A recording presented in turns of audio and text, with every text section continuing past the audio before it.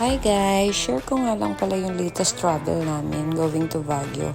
Bali, 5 packs na pala kaming nagpunta. 2 adults and 3 kids. Bali, ayan yung makikita mong view habang nagta-travel ka going to Baguio. More on rock formation. From Manila to Baguio, via NLEX SCTEX, inabot din yung travel time ng almost 4.5.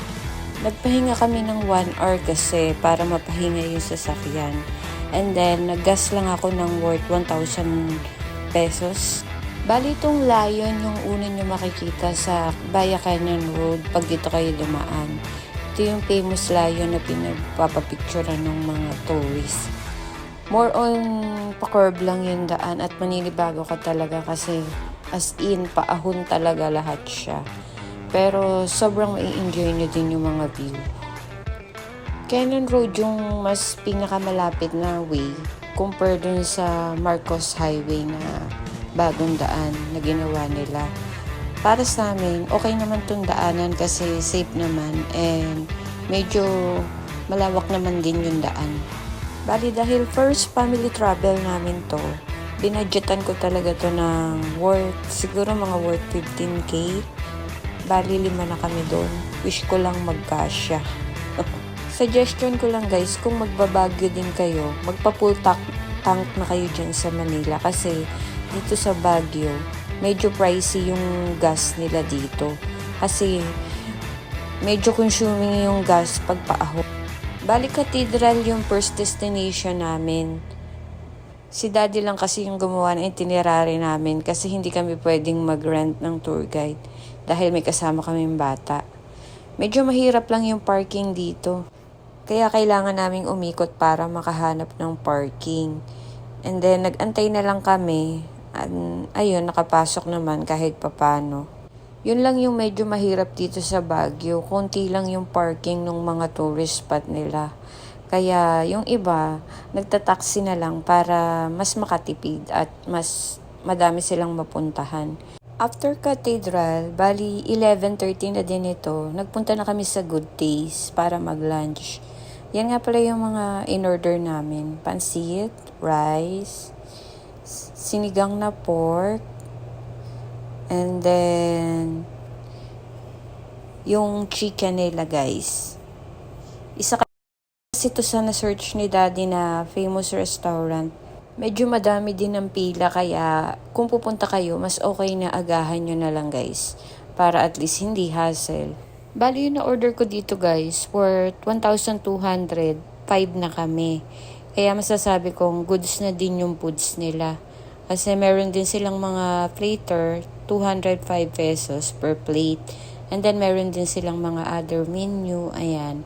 May mga cake, tapos, ayan, may mga din, bread, may mga combo meals, kaya madami ding option.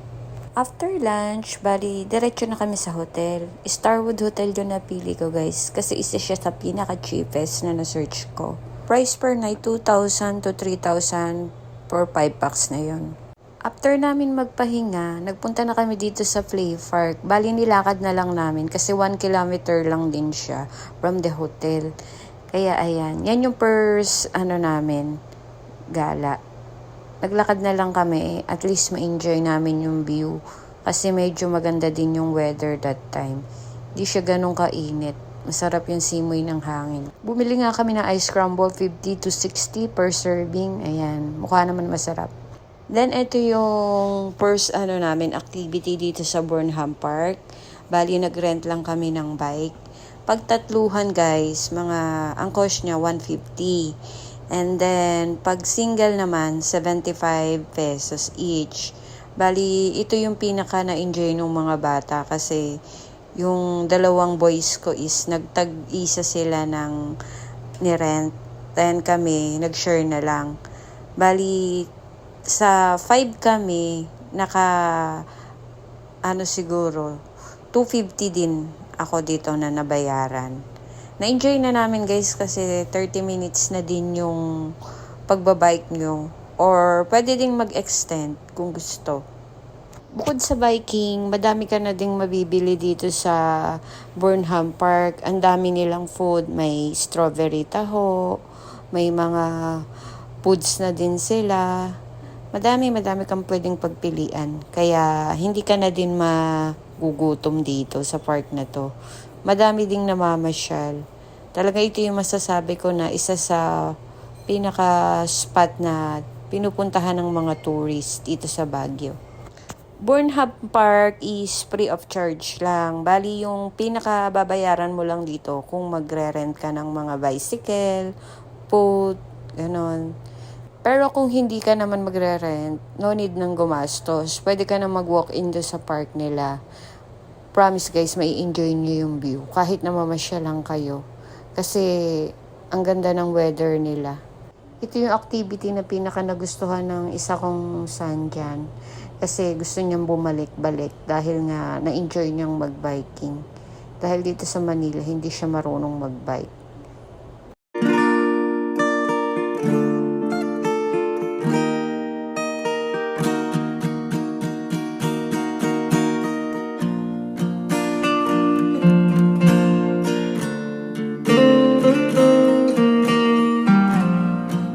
After naming mag-biking, ayan, nag-rent na kami ng boat dyan.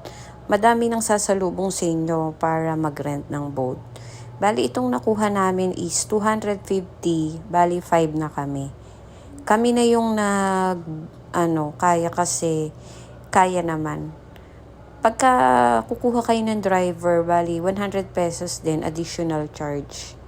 Masasabi ko sobrang enjoy ito.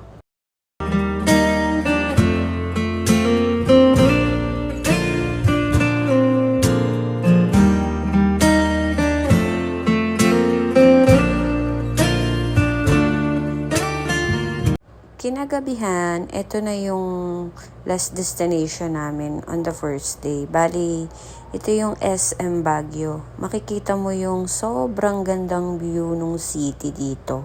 Overlooking na. And that's for all today's video. Bukas na lang ulit. Yan ang first day. Bye!